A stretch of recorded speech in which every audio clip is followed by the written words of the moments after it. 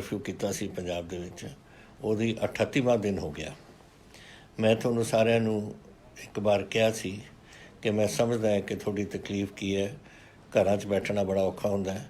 ਲੋਕ ਆਪਣੇ ਘਰਾਂ 'ਚ ਬਹਿ ਕੇ ਕਿਸੇ ਛੋਟੇ ਜਿਹੇ ਕਮਰੇ 'ਚ ਸਾਰੇ 1 ਦਿਨ 2 ਦਿਨ 3 ਦਿਨ ਤਾਂ ਠੀਕ ਹੈ, ਪਰ 38 ਦਿਨ ਕਰਨਾ ਬਹੁਤ ਵੱਡੀ ਕੁਰਬਾਨੀ ਤੁਹਾਡੀ ਰਹੀ ਹੈ।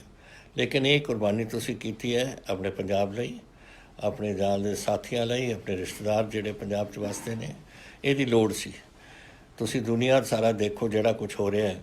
ਅਮਰੀਕਾ ਤੁਸੀਂ ਹੁਣ ਅੱਜ ਦੇਖਦੇ ਹੋ 50,000 ਬੰਦੇ ਮਰ ਗਏ ਨੇ ਇਸ ਬਿਮਾਰੀ ਨਾਲ, ਔਰ 10 ਲੱਖ ਦੇ ਕਰੀਬ ਉਹਨਾਂ ਨੂੰ ਕਰੋਨਾ ਹੋਇਆ ਹੈ।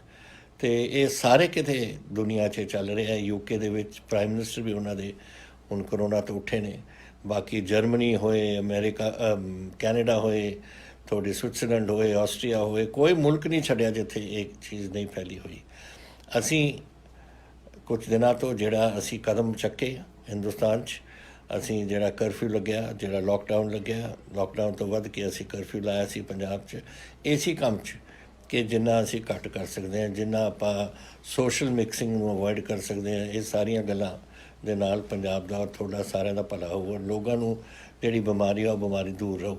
ਅੱਜ 330 ਤਾਂ ਸਾਡੇ ਕੇਸ ਨੇ।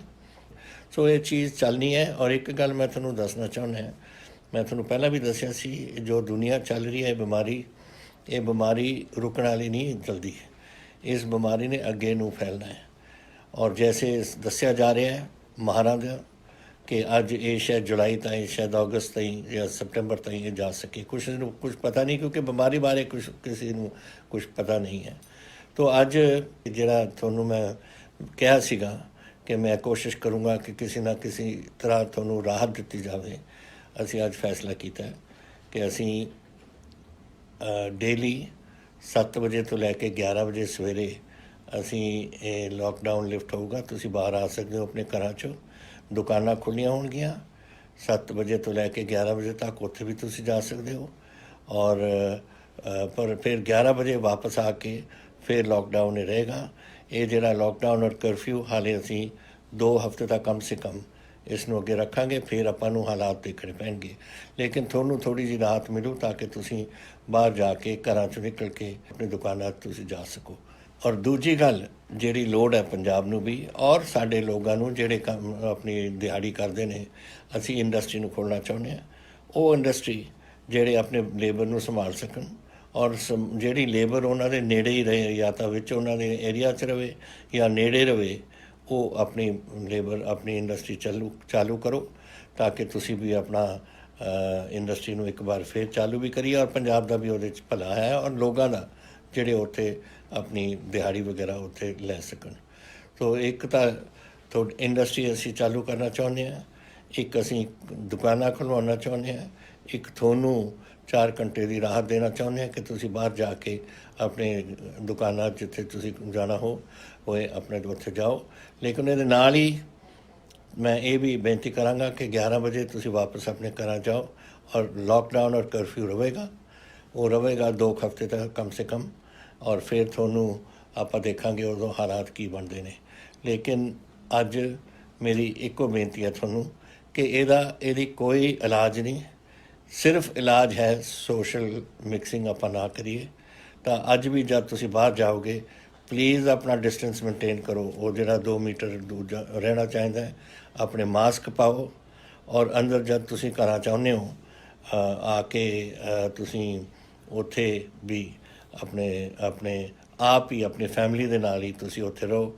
ਐ ਨਹੀਂ ਕਿ ਦੋਸਤਾਂ ਨੂੰ ਆਪਾਂ ਬੁਲਾ ਲਓ ਜਾਂ ਕੁਛ ਕਰੋ, ਉਹਦੇ ਨਾਲ ਇਹ ਗੱਲ ਫਿਰ ਗੜਬੜ ਹੋ ਸਕਦੀ ਹੈ। ਔਰ ਮੇਰੀ ਕੋਸ਼ਿਸ਼ ਹੋਏਗੀ ਅਗਰ 2 ਹਫ਼ਤਿਆਂ ਤੱਕ ਤੁਸੀਂ ਇੱਥੇ ਆਪਣਾ ਕਰੋਨਾ ਕੁਝ ਕੰਟਰੋਲ ਦੇ ਵਿੱਚ ਰਵੇ, ਫਿਰ ਆਪਾਂ ਕੁਝ ਹੋਰ ਸਕਦੇ ਹਾਂ, ਹੋਰ ਕੁਝ ਕਰਨ ਦਾ ਆਪਾਂ ਸੋਚ ਸਕਦੇ ਹਾਂ। ਜੈਸੇ ਆਪ ਨੂੰ ਪਤਾ ਹੈ ਆਪਣੇ ਕਈ ਪੰਜਾਬੀ ਬਾਹਰ ਆਪਣੇ ਵਸੇ ਹੋਏ ਨੇ।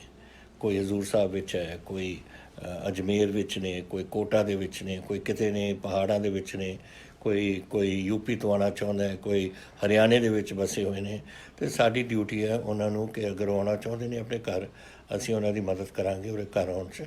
ਲੇਕਿਨ ਕਿਉਂਕਿ ਇਹ ਬਾਹਰੋਂ ਬੜੀ ਇਹ ਕੋਵਿਡ ਦੀ ਬਿਮਾਰੀ ਫੈਲੀ ਹੋਈ ਹੈ, ਤਾਂ ਜਦੋਂ ਆਉਣਗੇ ਅਸੀਂ ਉਹਨਾਂ ਨੂੰ ਕੁਆਰੰਟੀਨ ਦੇ ਵਿੱਚ ਸਾਨੂੰ ਕਰਨਾ ਪਊ। ਉਹ 21 ਦਿਨ ਉਹਨਾਂ ਨੂੰ ਉਹਦੇ ਵਿੱਚ ਰਹਿਣਾ ਪਊ ਔਰ ਉਹਦਾ ਪ੍ਰਬੰਧ ਅਸੀਂ ਕੀਤਾ ਹੋਇਆ ਹੈ ਹਰ ਜ਼ਿਲ੍ਹੇ ਦੇ ਵਿੱਚ, ਤਾਂ ਕਿ ਉਹਨਾਂ ਦੀ ਉੱਥੇ ਰਿਹਾਇਸ਼ ਔਰ ਰੋਟੀ ਵਗੈरह ਦਾ ਸਾਰਾ ਪ੍ਰਬੰਧ ਹੋਏ। ਲੇਕਿਨ ਇਹ ਜ਼ਰੂਰੀ ਹੈ, ਇਹ ਜ਼ਰੂਰੀ ਇਸ ਲਈ ਹੈ ਕਿ ਅਗਰ ਐਸੇ ਕੋਈ ਬਿਮਾਰੀ ਲੈ ਕੇ ਕੋਈ ਉਰੇ ਆ ਜਾਏ, ਜੈਸੇ ਸ਼ੁਰੂਆਤ ਕਿੱਥੋਂ ਹੋਈ ਸੀ? ਸ਼ੁਰੂਆਤ ਹੋਈ ਸੀ ਜਦੋਂ ਸਾਡੇ NRI ਆਏ ਸੀ ਔਰ ਨਵਾਂ ਸ਼ਹਿਰ ਤੋਂ ਇੱਕ ਬੰਦੇ ਤੋਂ ਉੱਥੇ ਸ਼ੁਰੂਆਤ ਹੋਈ, ਜਾਂ ਨਿਜ਼ਾਮੂਦੀਨ ਦੇ ਵਿੱਚ ਉਹ ਜਿਹੜਾ ਫੰਕਸ਼ਨ ਹੋਇਆ ਸੀ ਉੱਥੋਂ ਆ ਕੇ ਮਾਨਸਾ ਔਰ ਸੰਗਰੂਰ ਦੇ ਵਿੱਚ ਉੱਥੋਂ ਫੈਲਿਆ। ਅਤੇ ਅਸੀਂ ਬਾਹਰਲੀ ਹੁਣ ਕੰਟਰੋਲ ਉਰੇ ਕਰ ਰਹੇ ਹਾਂ ਅਸੀਂ ਚੰਗੀ ਤਰ੍ਹਾਂ। ਅਸੀਂ ਇਹ ਨਹੀਂ ਚਾਹੁੰਦੇ ਕਿ ਹੁਣ ਬਾਹਰੋਂ ਕਿ ਇਹ ਬਿਮਾਰੀ ਫੇਰ ਕਿਸੇ ਦੇ ਰਾਹੀਂ ਉਰੇ ਆਏ, ਤਾਂ ਕਿ ਤੁਹਾਨੂੰ ਇਹ ਔਖ ਜ਼ਰੂਰ ਹੋ ਥੋੜ੍ਹੇ ਦਿਨਾਂ ਵਾਸਤੇ, ਲੇਕਿਨ ਆਪਣੇ ਪੰਜਾਬ ਵਾਸਤੇ ਔਰ ਆਪਣੇ ਪਰਿਵਾਰਾਂ ਵਾਸਤੇ ਤੁਹਾਨੂੰ ਇਹ ਜ਼ਰੂਰੀ ਹੈ ਕਿ ਤੁਸੀਂ ਇਹ ਕਦਮ ਚੱਕੋ ਔਰ ਸਰਕਾਰ ਤੋਂ ਇਹ ਕਦਮ ਚੱਕ ਕੇ ਤੁਹਾਨੂੰ ਕੁਆਰੰਟੀਨ ਦੇ ਵਿੱਚ ਰੱਖੇ ਕੁਝ ਦਿਨਾਂ ਵਾਸਤੇ। ਅੱਜ ਇਹ ਜਿਹੜੀ ਕਰੋਨਾ ਦੀ ਬਿਮਾਰੀ ਹੈ, ਉਹਦੇ ਆਪਾਂ ਜਿਹੜਾ ਲੋਕਡਾਊਨ ਔਰ ਕਰਫਿਊ ਕੀਤਾ ਸੀ ਪੰਜਾਬ ਦੇ ਵਿੱਚ, ਉਹਦੀ 38ਵਾਂ ਦਿਨ ਹੋ ਗਿਆ। ਮੈਂ ਤੁਹਾਨੂੰ ਸਾਰਿਆਂ ਨੂੰ ਇੱਕ ਵਾਰ ਕਿਹਾ ਸੀ ਕਿ ਮੈਂ ਸਮਝਦਾ ਹੈ ਕਿ ਤੁਹਾਡੀ ਤਕਲੀਫ ਕੀ ਹੈ। ਘਰਾਂ 'ਚ ਬੈਠਣਾ ਬੜਾ ਔਖਾ ਹੁੰਦਾ ਹੈ, ਲੋਕ ਆਪਣੇ ਘਰਾਂ 'ਚ ਬਹਿ ਕੇ ਕਿਸੇ ਅੱਜ ਇਹ ਜਿਹੜੀ